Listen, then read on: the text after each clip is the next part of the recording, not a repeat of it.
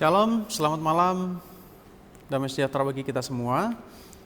Kita bersyukur malam hari ini kita dapat bertemu walaupun melalui media online, dan melalui malam hari ini juga kita diberi kesempatan untuk bisa bersekutu dan bisa memuji memuliakan nama Tuhan melalui media online selama masa pandemi COVID.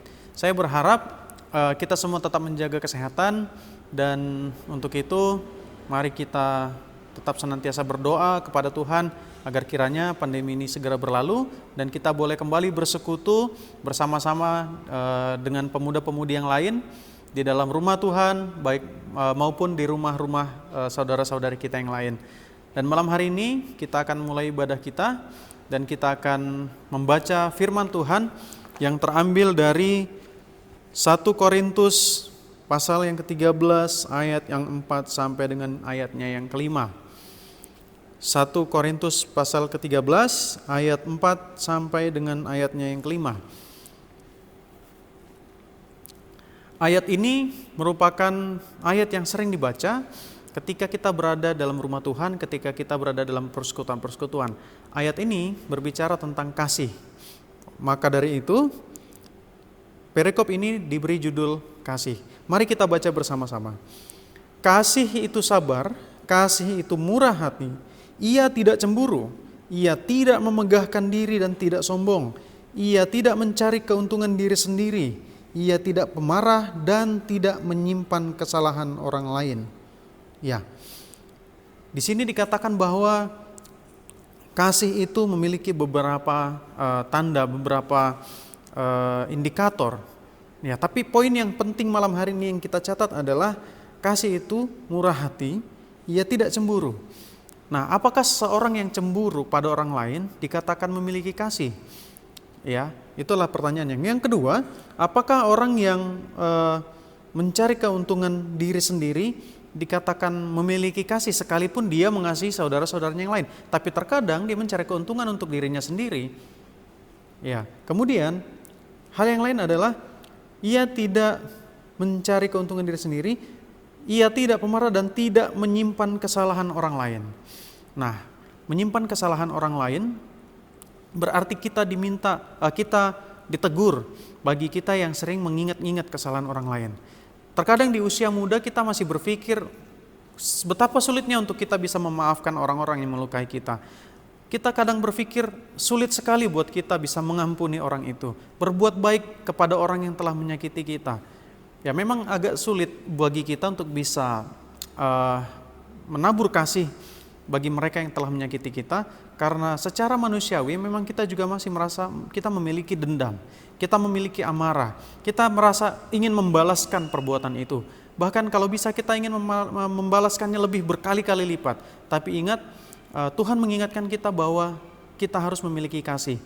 Kita mengingat bahwa Kristus disakiti lebih dari itu. Bukan sekedar pengkhianatan. Ia memikul salib, ia menerima siksaan yang berupa siksaan fisik, siksaan batin sekalipun, ditolak di mana-mana. Bahkan Yesus pun pernah ditolak di kota kelahirannya. Ya, apakah Yesus kemudian marah? Apakah kemudian Yesus menyimpan semua kesalahan-kesalahan itu? Apakah Yesus juga menyimpan kesalahan-kesalahan yang dilakukan oleh Pilatus? Kemudian apakah Yesus menyimpan kesalahan yang ketika dia diludahi orang? Tidak. Dia tidak menyimpan semua kesalahan itu. Dia bahkan terakhir berkata di kayu salib, Tuhan, maafkanlah mereka, sebab mereka tidak tahu apa yang mereka perbuat. Untuk kita manusia yang bisa berbicara seperti itu, maafkanlah mereka karena mereka tidak tahu apa yang mereka perbuat, sangat sulit. Bahkan di tengah-tengah dunia sekarang untuk kita bisa merasakan itu sulit sekali. Tapi harus yakin dan percaya, dengan pertolongan Tuhan, kita mampu untuk berbuat demikian. Doktrin orang lain, doktrin dunia mengatakan memang kalau kita disakiti orang lain sakit sekali, sulit untuk bisa memaafkan. Itu doktrin, itu ajaran-ajaran dunia. Tapi kita harus ingat bahwa kita pengikut Kristus, kita anak-anak Tuhan yang sudah diwariskan kerajaan surga untuk memiliki surga. Maka dari itu kita harus ingat bahwa memaafkan itu jauh lebih baik. Tidak mengingat kesalahan orang lain. Tapi mungkin kita berkata, aduh setiap kali ketemu, setiap kali melihat wajahnya, setiap kali berpapasan itu selalu ingat salahnya. Memang betul. Kita mungkin merasa seperti itu, tapi ingat, dengan pertolongan Tuhan kita bisa melakukannya. Kita bisa melepaskan semua dendam-dendam itu. Tuhan Yesus juga pernah mengatakan bahwa berapa banyak kita harus memaafkan orang. Ya, Tuhan Yesus mengatakan, ya kamu harus memaafkan orang 70 kali 7 dan seterusnya dan seterusnya. Itu berarti apa? Jika kita hitung, itu angkanya adalah 300 lebih. Dan mungkin ketika kita bisa cocokkan itu dalam 1 tahun kalender, itu bisa dihitung hampir waktu 1 tahun kalender Masehi. Apa artinya? Setiap hari kita harus bisa mampu memaafkan orang lain. Artinya ketika kita mampu memaafkan orang lain, ketika kita mau memaafkan orang lain, tidak ada celah lagi, tidak ada satupun baris kalimat untuk kita bisa menyimpan kesalahan orang lain. Selanjutnya yang perlu diperhatikan adalah ketika kita menyimpan kesalahan orang lain, itu akan menimbulkan akar pahit di dalam diri kita. Kita menyimpan sebuah kepahitan. Kepahitan itu akan tumbuh. Jangan dikatakan bahwa menyimpan kepahitan ini, menyimpan catatan kesalahan orang lain itu biasa. Tidak, itu menyimpan kepahitan di dalam diri. Dan ketika kita menyimpan kepahitan dalam diri, itu akan berakar, tinggal, dan memusnahkan kita. Kalau kita lihat, di ayat yang ke-8 dikatakan kasih tidak berkesudahan. Ya, kasih tidak berkesudahan. Apa yang akan berkesudahan? Segala sesuatu akan berkesudahan. Bahkan nubuat, dikatakan nubuat akan berakhir. Bahasa roh akan berhenti. Pengetahuan akan lenyap. Berarti segala sesuatu yang ada di dunia ini akan lenyap. Apa yang tinggal? Hanya kasih. Ketika Tuhan Yesus nanti datang untuk yang kedua kalinya, semua pasti akan lenyap.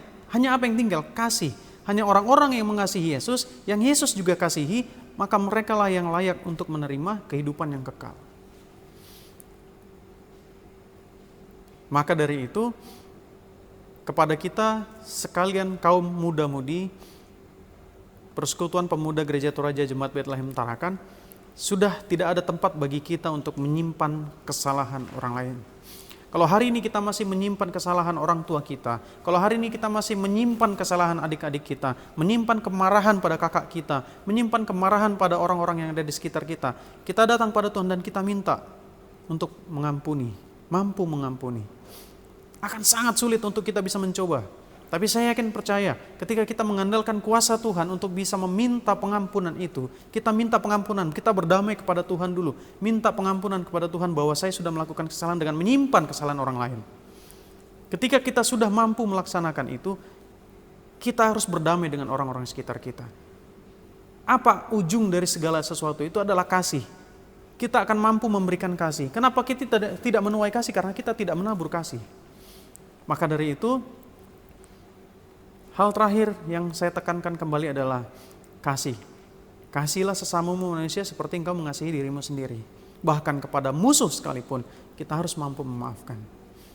Mencoba untuk memberi maaf, itu baik. Tapi yang paling baik adalah ketika kita sudah mampu berdamai dan melepaskan semua amarah-amarah, tidak mengingat-ingat kesalahan orang lain. Sebab Yesus selalu mengampuni kita, dan Yesus tidak akan mampu mengingat kesalahan-kesalahan kita karena kalau kita betul-betul bertobat. Terpujilah Tuhan. Amin. Kita akan berdoa untuk firman yang sudah kita dengarkan, sekaligus kita akan menutup ibadah ini. Kita berdoa. Kepadamu Tuhan, kami datang malam hari ini. Kami mengucap syukur untuk waktu dan kesempatan yang masih Engkau berikan bagi kami. Di malam hari ini kami sudah mendengarkan firman-Mu, kami sudah merenungkannya Tuhan, agar kami tidak menyimpan kesalahan-kesalahan orang lain. Terlebih kami tidak menyimpan kesalahan-kesalahan orang-orang yang ada di sekitar kami. Berikan kami hati untuk kami mampu memaafkan kesalahan orang lain. Berikan kami hati untuk kami mampu memaafkan saudara-saudari kami, orang tua kami, teman-teman kami, bahkan siapapun yang pernah kami ingat kesalahannya. Sebab Engkau Tuhan tidak mengingat kesalahan-kesalahan kami, karena Engkau murah hati. Kami percaya kami mampu mengandalkan kekuatan dari Tuhan Yesus Kristus, karena Engkau selalu menyertai kami. Untuk kami boleh memberikan maaf bagi orang-orang yang ada sekitar kami, yang pernah melukai kami, yang pernah menyakiti hati kami. Sehingga kami pun boleh merasakan damai sejahtera dari Tuhan Yesus Kristus. Terima kasih Tuhan untuk waktu dan kesempatan yang Kau berikan bagi kami. Kami mengucap syukur untuk kasih karunia yang Kau berikan dalam kehidupan kami. Biarlah Tuhan, setelah ibadah ini, kami boleh merenungkannya di dalam kehidupan kami, bahwa kami tidak layak untuk mengingat-ingat kesalahan-kesalahan saudara-saudari kami. Ribuan tahun yang lalu Engkau menebus kami di atas kayu salib untuk semua dosa kami. Maka hari ini pun kami harus mampu untuk memberikan maaf bagi mereka. Kami harus mampu berdamai, kami harus mampu menabur kasih. Karena kami adalah anak-anak Allah, anak-anak Kristus yang memiliki kerajaan surga. Terima kasih Bapa, terima kasih. Inilah doa kami. Ampuni salah dan dosa kami yang kami perbuat melawan kehendak-Mu Tuhan. Di dalam nama Yesus Kristus kami sudah berdoa. Amin.